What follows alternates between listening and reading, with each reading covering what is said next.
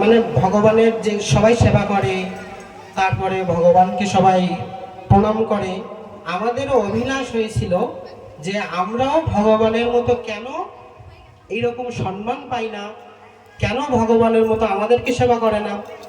কিন্তু আমাদের পরম পিতা কি করেছেন, বারবার আমাদেরকে নিবৃত্ত করার চেষ্টা করেছেন যে এটা তোমাদের প্রাপ্য নয়, প্রাপ্য নয়। কিন্তু আমরা নাসরবান্দা বারবার ভগবানের কাছে নক করেছি যে আমাদেরকে এটা দিতে হবে, আমাদের এই সম্মান দিতে হবে।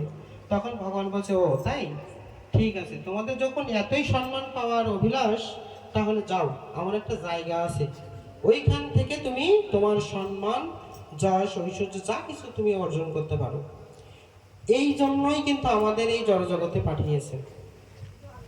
তো আমরা এই জড়জগতে এসে কি ভগবানের কাছে যাওয়ার, ফিরে যাওয়ার চেষ্টা করব না? অবশ্যই আমাদের সবার জায়গা থেকে আমরা